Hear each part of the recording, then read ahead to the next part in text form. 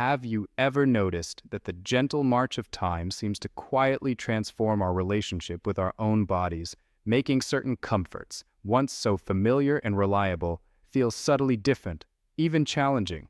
There's something strange about how the blueprint of health we followed in our younger years might need a careful recalibration as we pass a certain age, often around 60.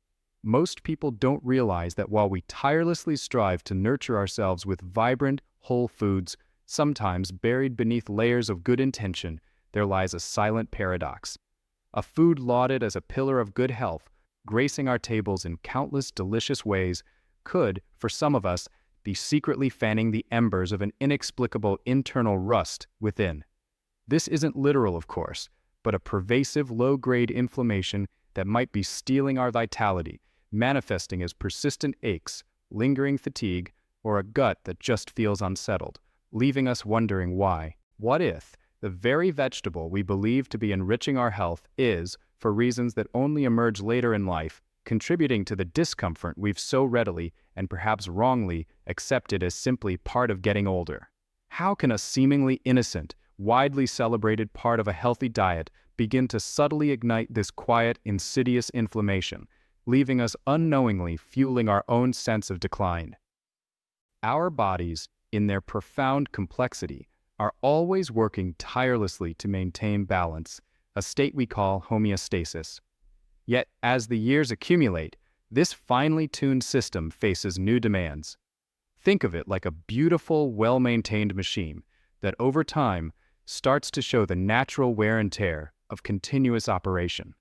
And just as external elements can cause a car to rust, leading to a slow structural degradation, our internal environment can experience a similar, metaphorical breakdown through a process of chronic inflammation and oxidative stress. This internal rust isn't about actual metal corroding, but about cellular damage and dysfunction that ripples throughout our system. Oxidative stress is akin to tiny molecular sparks generated from metabolic processes, environmental toxins, and even certain foods. If these sparks aren't efficiently quenched by antioxidants, they can damage our cells and tissues, much like rust weakens metal. This often goes hand in hand with low-grade chronic inflammation, which is less like an acute fever and more like a simmering, invisible fire that refuses to be put out. It gnaws away at our cellular health, quietly contributing to the stiffness in our joints, the cloudiness in our thoughts, that persistent dragging fatigue, and digestive woes that become increasingly common with age. This isn't merely a cosmetic concern, it's a profound systemic challenge, influencing everything from cardiovascular health to brain function, accelerating a process scientists now sometimes call inflammaging, a portmanteau of inflammation and aging. For much of our lives, the advice has been simple, straightforward, and generally excellent. Eat your vegetables. And rightly so. They are brimming with life-giving vitamins, essential minerals, and powerful antioxidants, forming the very foundation of robust health. But here's where the landscape of our understanding begins to shift. Introducing a fascinating hidden complexity: the universal truth that all vegetables are equally beneficial for every body at every stage of life isn't always complete. What nourishes one person, promoting youthful vigor in their prime, might, for another, as their body gracefully enters its later decades, begin to subtly act as an irritant.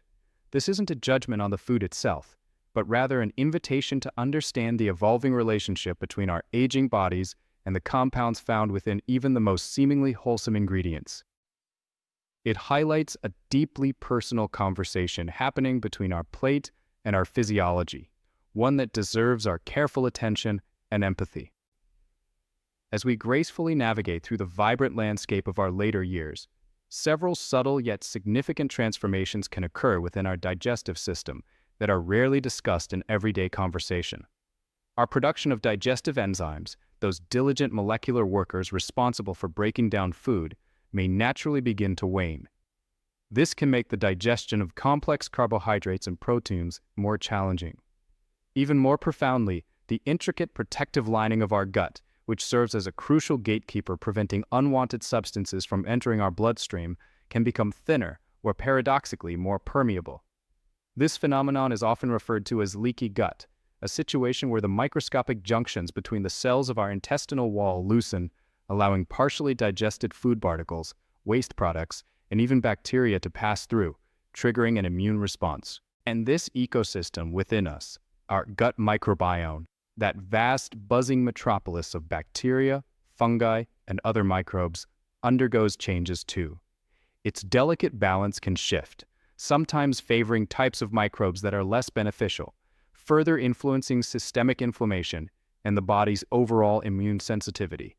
These age-related changes create a new internal environment where compounds our younger bodies processed effortlessly can now encounter a more vulnerable system, potentially igniting that insidious, simmering internal rust and triggering symptoms that leave us scratching our heads.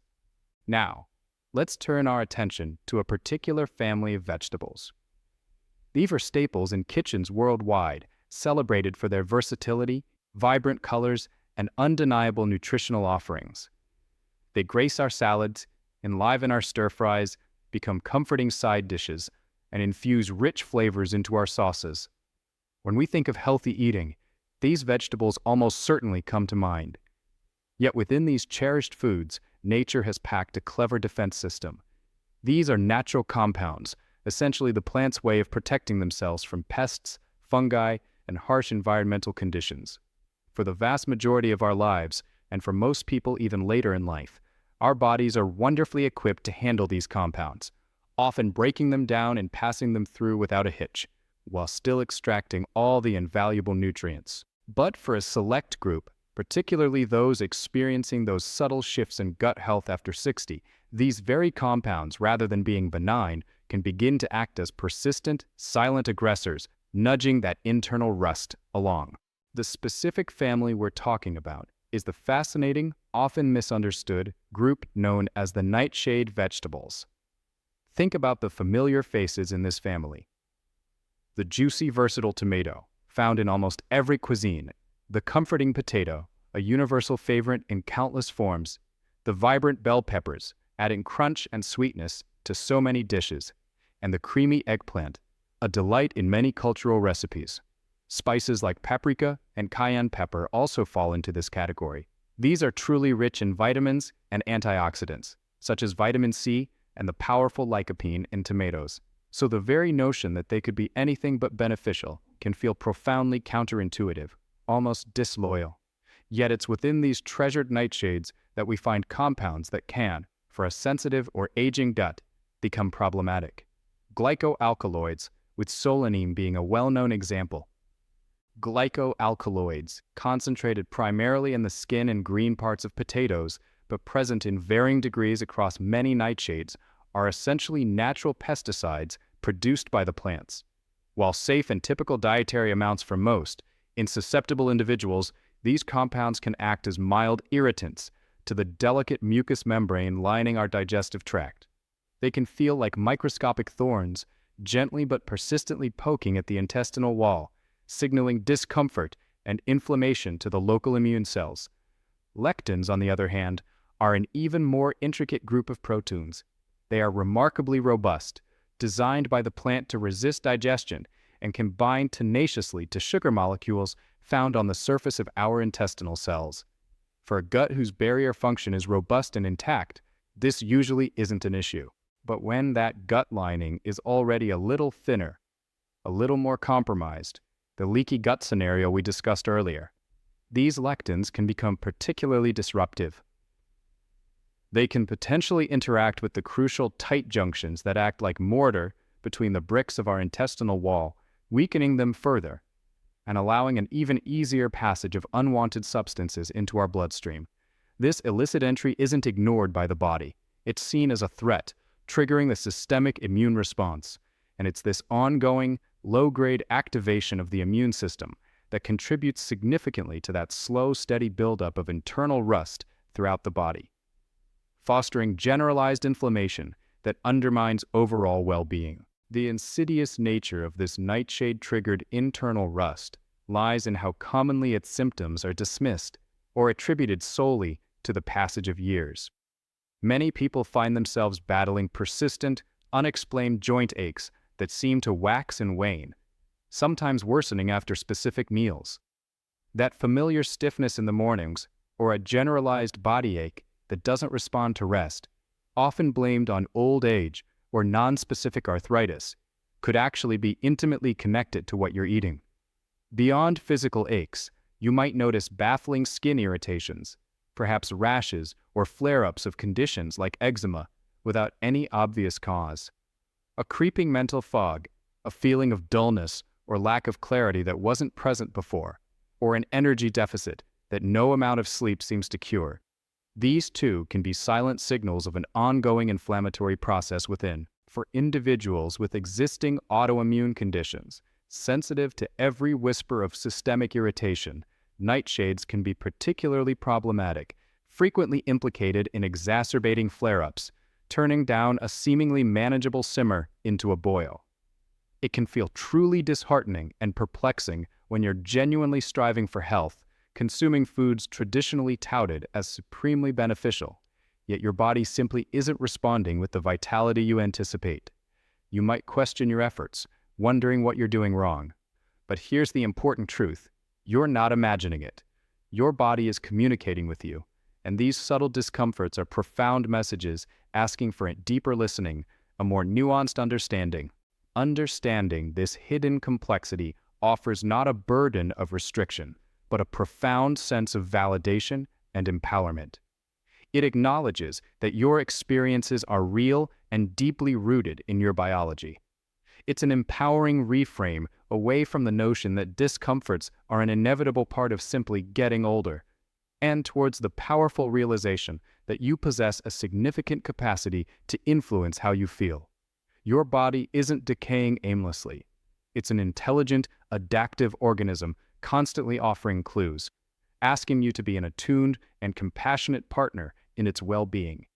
This deeper appreciation of the subtle dance between our diet, our aging gut, and our overall health invites us to become curious explorers of our own unique physiology. So, armed with this gentle understanding, what practical steps can we consider?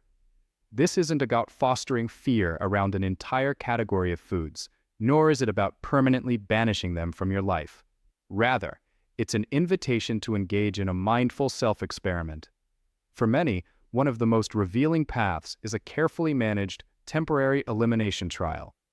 This involves thoughtfully removing all common nightshade vegetables from your diet for a concentrated period, typically 2 to 4 weeks. During this time, you would conscientiously avoid tomatoes, potatoes. Sweet potatoes are not nightshades and are generally well tolerated. Bell peppers, eggplants, and any spices derived from them like paprika or cayenne pepper. The crucial part of this phase is vigilant self-observation. Pay close attention to your body. Do those nagging joint aches begin to recede? Does your digestion feel calmer, smoother, more predictable? Is there a subtle lift in your energy or a new clarity in your mind that wasn't there before? After this initial period of abstinence, the next step is a slow, careful reintroduction, bringing back one nightshade food at a time, allowing a few days between each reintroduction to observe your body's unique reaction. If you notice a distinct resurgence of your previous symptoms with a specific nightshade, that is your body speaking clearly, indicating a particular sensitivity for you right now. This discovery isn't a permanent dietary sentence. It's merely a valuable piece of personal information, helping you tailor your diet to your current physiological needs, optimizing for comfort and vitality. Beyond complete elimination, there are also subtler strategies to explore for those who wish to continue enjoying these foods. Interestingly, how we prepare certain nightshades can impact the concentration of some of their compounds. For instance, peeling potatoes can significantly reduce their glycoalkaloid content, as much of these compounds are concentrated directly beneath the skin. Similarly, cooking methods such as boiling can sometimes lessen the lectin content in certain foods, though this varies greatly. Even choosing fully ripened tomatoes over unripe ones can be helpful, as the concentration of some alkaloids tends to decrease as the fruit matures. These aren't perfect solutions, but they highlight the continuous conversation between how we eat and how we feel.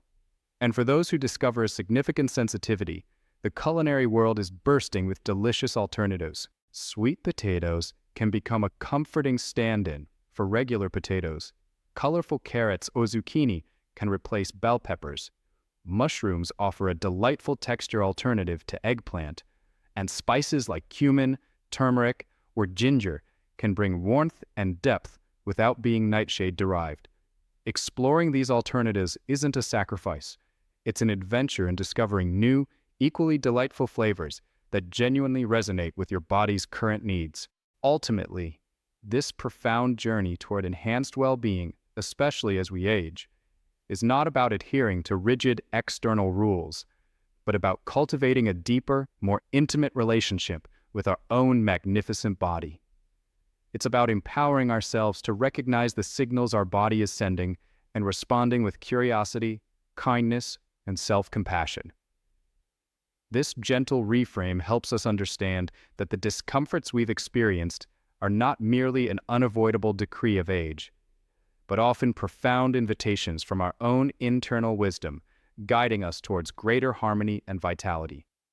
You possess an incredible capacity to influence how you feel each day, not by battling against yourself, but by learning to listen with an open heart. May your path forward be illuminated not by the subtle fire of internal rust, but by the serene warmth of inner understanding, as you courageously listen to the gentle whispers of your own body's deepest needs.